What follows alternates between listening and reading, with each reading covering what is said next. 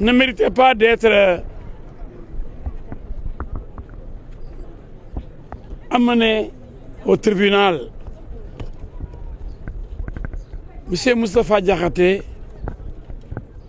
ancien président du groupe parlementaire Benno Bokk Yakaar, ancien ministre chef de cabinet du président Macky Sall,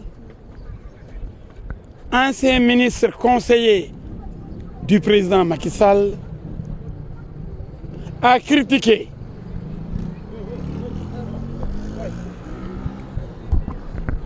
une violation du protocole de la République lors du dialogue tenu à Diamniadio au Centre international de conférence Abdou Diouf. Il a dit clairement que le protocole de la République voudrait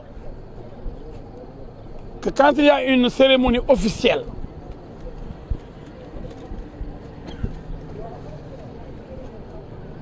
le président doit marcher devant,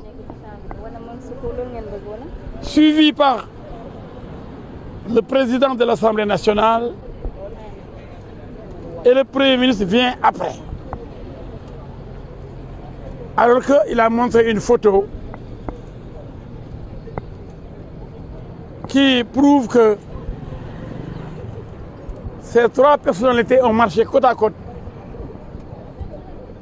épaule contre épaule. Et comme lui, il a siégé dans le gouvernement, il a été parlementaire, il a été chef de cabinet du président de la République. Il a voulu qu'on ne répète plus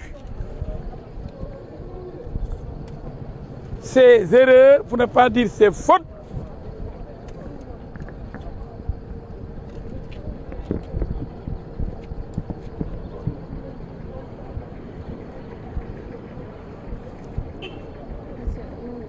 qui ne sont pas seulement des fautes,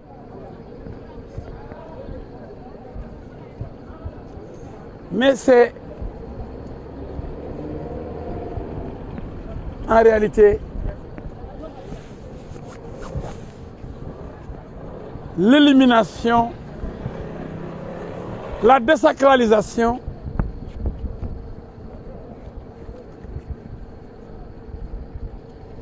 l'ignorance, tout simplement,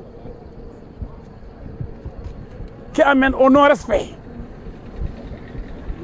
de ce protocole de la République. On lui reproche de dire que le protocole a été violé. Le protocole de la République. Donc, on lui reproche de dire la vérité. On lui reproche aussi d'avoir utilisé un terme qui n'est pas certainement connu et maîtrisé. Parce que, ayant plusieurs synonymes.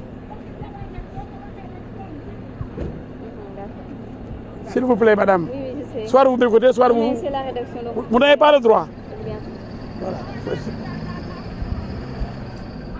Donc, ce qu'on reproche à Moustapha Diakhaté, c'est d'avoir fustigé, dénoncé, critiqué la violation du protocole de la République.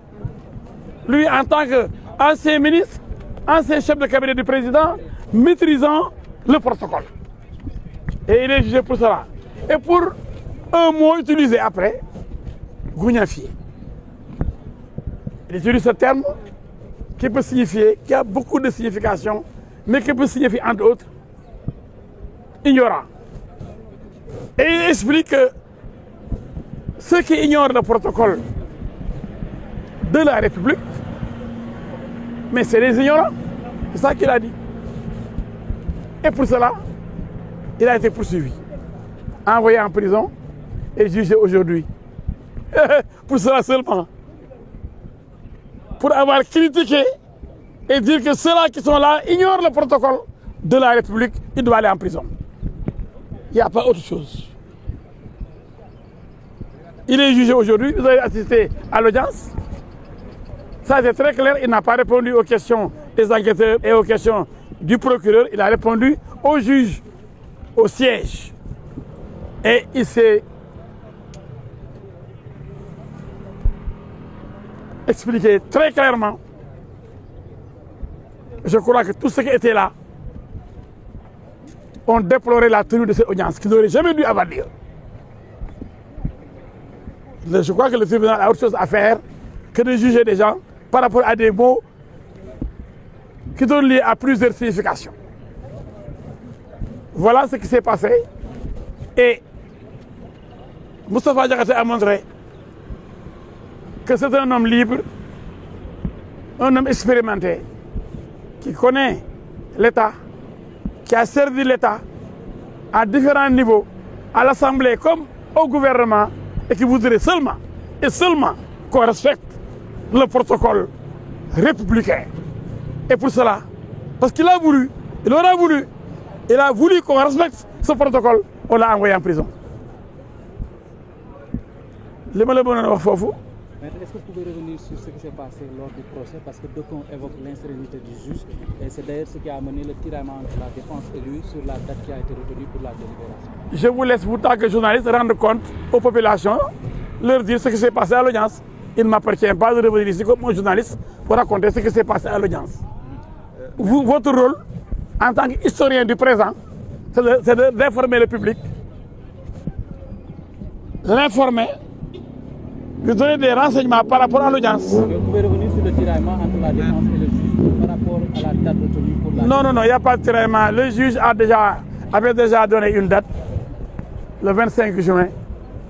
Il est revenu curieusement et contre toute attente, donner une nouvelle date, le 2 juillet. Mais le juge, il est souverain. Le tribunal, il est souverain. Nous ne faisons qu'accepter. Nous allons attendre avec impatience. Mais nous pensons que Moustapha Diakhaté sera relaxé. Parce qu'il n'a offensé personne. Il n'a insulté personne. Et il faut ajouter l'erreur commise très souvent par le parquet, qui poursuit des gens. On l'a fait avec Bah Diakhaté. Et Bah Diakhaté a été relaxé pour le délit d'offense à des personnes exerçant tout au parti des prérogatives du chef de l'État. Actuellement, personne dans ce pays n'exerce des prérogatives du chef de l'État. Personne. Chaque personnalité exerce ses propres prérogatives. Le président n'a délégué aucune de ses prérogatives. Il n'a pas renoncé à ses prérogatives. C'est pourquoi Bah Diakhaté a été relaxé de ce chef. On revient aujourd'hui de dire qu'il y a offense à des personnalités, des personnes exerçant une partie des prérogatives du président. Ça, nous disons que vraiment, c'est déplorable qu'on continue, malgré la relaxe de Bah Diakhaté à l'époque, malgré la jurisprudence de ce même tribunal, à poursuivre des citoyens pour offense à des personnes exerçant des prérogatives du président. Ici, personne n'exerce des prérogatives du président. D'ailleurs, la dernière fois, le procureur lui-même s'était tellement trompé qu'il a été débouté, parce qu'il avait dit, quand on l'a piégé pour lui demander de donner une preuve d'une violation de prérogatives du président, quelles sont ces prérogatives que le président aurait déléguées à quelqu'un d'autre, il a dit le contre-saint. Pris dans son piège, le contre-saint ne relève pas du pouvoir du président. C'est la Constitution qui donne le pouvoir de contre-saint au Premier ministre. Donc ce ne sont pas des prérogatives du président qu'il a donné au Premier ministre. C'est la Constitution qui confère au Premier ministre, qui donne au Premier ministre le droit de contre-saint. Ce n'est pas le président qui dit, monsieur le Premier ministre, vous décidez ici. C'est la loi, c'est la Constitution. Donc ce ne sont pas des prérogatives ou une partie des prérogatives du président. Le contre-saint n'appartient pas au président. Le président n'a pas de pouvoir de contre-saint. Pour donner un pouvoir, faudrait-il l'avoir? Est-ce qu'on peut donner ce qu'on n'a pas? Est-ce qu'on peut donner ce qu'on n'a pas? On n'a pas le pouvoir de contre-saint. Le président n'a pas de pouvoir de contre-saint. Il ne peut pas signer et contre-signer. Le président, il ne peut pas signer et contre-signer. Il signe, mais il ne peut pas contre-signer. Donc il ne délègue pas la contre-signature, le contre-saint. Une erreur encore du procureur, une erreur du parquet, qui est revenue encore aujourd'hui. Alors, quelle est votre situation? Ça, vous l'avez vu, on l'a déploré. Vous avez également renoncé à votre demande de liberté provisoire. Pourquoi? Oui, nous avons eu l'acharnement. Nous avons assisté à de l'acharnement. Le procureur a même insulté les avocats en les taxant d'insolents. Vous avez vu la réaction violente aussi des avocats. Le procureur aujourd'hui, qui est dans l'audience, n'a pas respecté les avocats. C'est pourquoi il y a eu ces problèmes-là. Et nous avons renoncé à la demande de liberté provisoire, parce que s'il s'oppose, même si le tribunal accorde la liberté provisoire, mais Moustapha Diakhaté ne va pas sortir. Le simple refus, la simple opposition du procureur bloque la liberté provisoire de Moustapha Diakhaté. Donc on n'a pas besoin de continuer à demander une liberté provisoire à un tribunal avec un procureur qui a montré dès le début alors son opposition farouche, son hostilité à Moustapha Diakhaté. Nous avons retiré cette demande de liberté provisoire. Quelle appréciation faites-vous par rapport à sa réquisition? Réquisition? Mais on a dit qu'il peut requérir 1000 ans. Moustapha Diakhaté n'a pas peur de rester en prison jusqu'à la mort. Donc des réquisitions de 6 mois, 3 mois ferme, donc 3 mois ferme, ça ne nous ébranle pas. Moustapha Diakhaté est un politique, un homme politique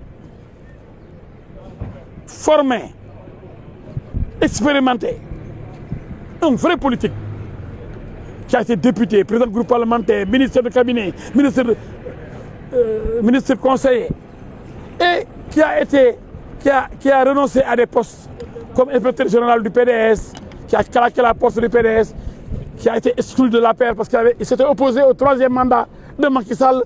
C'est un homme libre. Même étant avec deux pouvoirs, PDS et APR, il a fini par quitter. Parce qu'il est jaloux de sa liberté. Et il sait ce qu'il dit. Et il dérange. Il va déranger encore. Mais il n'a pas peur de la prison.